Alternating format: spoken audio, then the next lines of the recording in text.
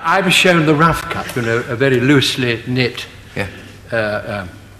joined up Mary Poppins, by Walt Disney and his wife, the producer, Bill Walsh, no longer with us now, and his wife, and my wife and I. And I saw this film, and I thought it was the worst film I'd ever seen, the most sentimental rubbish. And I practically said to dear darling Walt, well, you can't win them all, Walt, can you?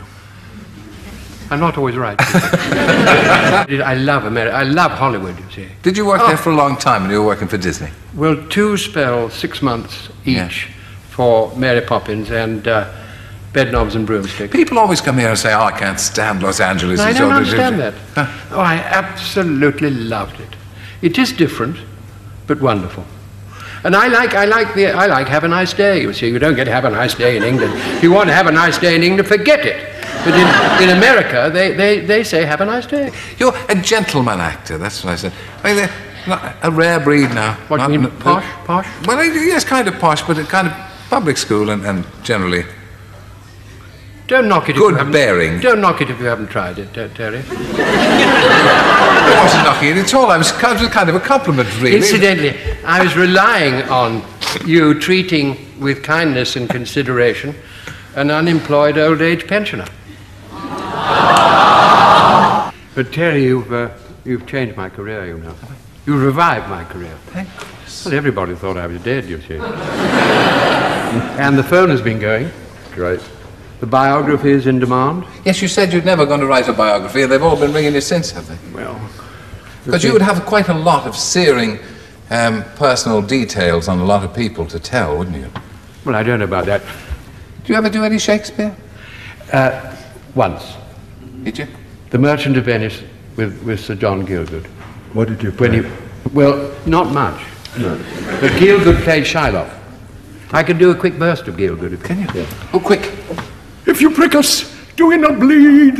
And if you wrong us, shall we not revenge the villainy? That's good, the villainy. You know, I very nearly, my life might have been different. Because I was enjoying myself at Northampton Rep before you were born. And of all things, Tyrone Guthrie came down. Mm. If you would like to come and see me in London, please do so. And of course, I got a commercial job and I never went near him. Mm. So I might have been you, Nadia. Yes. Well, it is odd, those little turnings that you take on. I went for the money instead, you see. Do you regret that? Not at all. Not at all. It was being so bashful. The first play I ever saw in the West End he was in, All for Mary. Was it called All for Love? All for Mary. All for Mary. I was right up at the top of the gods. Duke of York's, was it? Something Duke like that? of York's, yeah. And I looked down. I only ever saw the top of your head, but you were terribly good. Wasn't I? Very funny. How nice of you to say. Was it really true? Yes. The very first play you ever saw? You and Michael Shepley and Kathleen Harrison. Now listen, tell me, how did you get into the business? Because the last time I talked to you, it was a conversation like the one we've had so far, and we didn't actually establish anything about you. Now the book tells great stories of your theatrical and film days. You were a great favourite of Walt Disney, weren't you? I mean, he loved you, and his wife loved you, and... Well, he's the only man who ever employed me 3 times. So, he must have liked you. That's something to be proud of, isn't it? Yeah. And Mrs. Disney, did you get... nobody ever hears of Mrs. Disney. Well, I liked her very much. Yeah. There is an interesting story about when he was making Snow White, and he ran out of money halfway through the filming. And he was terrified, because all the other big-wig moguls were hoping he'd fall on his face, of course. So he took Mrs. Disney to a Rush theatre to see what had been shot, half the film. Snow White, the 7 Dwarfs. And she came out into the sun, and Walt said, "What do you think?"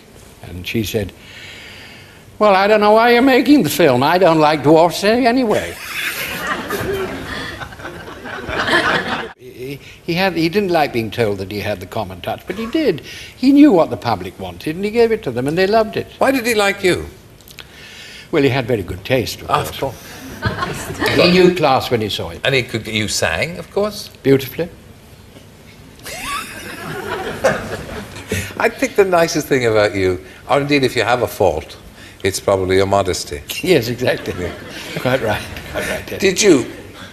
I saw just somewhere that you are the one who's responsible for Dick Van Dyke's appalling Cockney accent in Mary Poppins. No, that's not you true. taught him how to speak like that. No, I didn't. But Walt said to me, "Will you give him a hand?" You see, and I arrived a little after Dick had already shot a day or two on the film, and I thought he was very good actually, and I did have a go.